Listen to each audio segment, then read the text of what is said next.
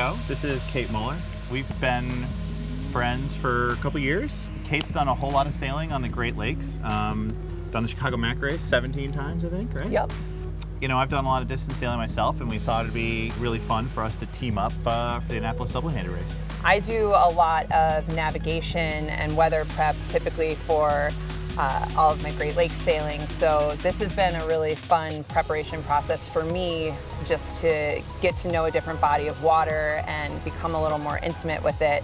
Mike Coe, how do you feel about seeing if a stool can stand on only 2 legs? I'm excited, Kate. Me too! I hope I got your blood on me. Put the blood on you before the race even starts. The difference between getting a boat ready for an offshore race versus an inshore race is pretty vast. This was really preparation from scratch because the boat's brand new. We're not only figuring out how to sail the boat, but also figuring out how the electronics work, where to stow all the safety gear. So it's really been kind of a fun and exciting adventure. There's 2 divisions doing the double-handed distance race, and one is a J105 division, which is all mixed teams of male and females, and then our division is about, I think, 8 or 9 boats, just ORC, and some teams are mixed, some teams aren't. Their goal is for all of us to be out sailing for 24 hours, so they'll be sending us as far south as Lookout Point Lookout. I'm still getting all my terminology correct.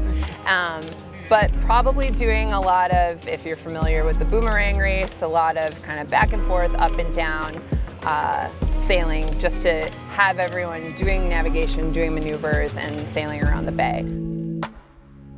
So right now we have a list of 40 marks, right? Yes. And some obstructions, and they're going to select from those marks 3 hours before the start. Based on how fast we think we're going to be going, where do we think we're going to be on the bay when certain shifts are occurring, obviously the geography, and the big thing for me is like fish traps are a thing I've never heard of, so I marked all of those yesterday because I'm terrified of them. We are about an hour and a half into the race, I think. We're on our way to the 3rd mark of the course.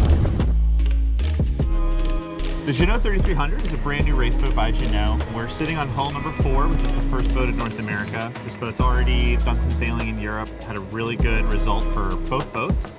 And the boat is designed to be capably sailed by a full crew, but it really targets that short-handed, single-handed, double-handed sort of event. And they're expecting the boat to have a lot of popularity, again, as we see the rise of double-handed sailing, and especially mixed double-handed sailing.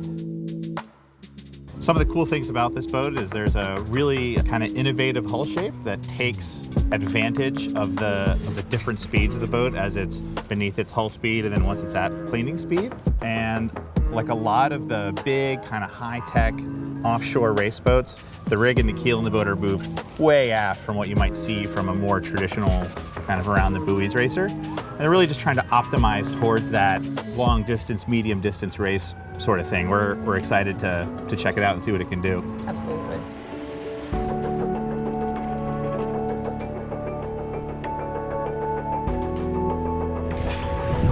Now we're on port tack, kind of beneath the fleet, headed towards the western shore. Thinking a shift's gonna come that direction. This is probably too close to my face. And take. In 2024, in the Olympic Games, there's going to be a mixed double-handed offshore event. With it is coming this wave of double-handed sailing in the US as, you know, yacht clubs around the country are starting to embrace it. And so that's what they're trying to do, is take a first stab at how do we get American athletes ready for that challenge in 2024. Mike and I, while many people think we're very much alike, we are also very different in that he's very, all right, let's figure out the next thing, let's go. And I'm very contemplative.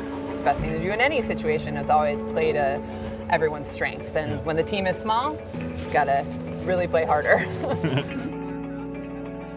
This was the first time we had done any offshore sailing together, and the first time we had certainly sailed just by ourselves before, and it was really, really pleasant.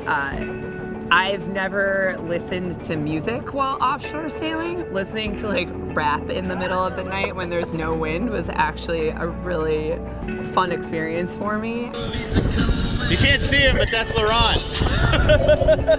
I think that we definitely like learned a lot from each other, just in like maybe I learned to relax a little more. Maybe Mike got a little more like anal retentive because of being around me. I'm not sure. Beaver, is that the Navy mooring? Navy mooring. This is Chuck. He did a little driving, a little trimming. He fell asleep at the nav table though. Yeah. So he's not invited back necessarily. Yeah. Unless he just wants to be a pillow. But he's fun. Chuck is great until he misses some shifts. Yeah. Then it's game over. Then he's just like, bah, I'm going to sleep. But it was really fun, and it's always fun to get to do something like this with like friends that you love. So it was awesome to be able to do it was such a fun experience. Still a lot of boats behind us. You can't see them though, because they're literally that far behind. Wow. That was me. It just was a really rough night for everyone, I think. The Sunfast 3300 has lithium-ion batteries.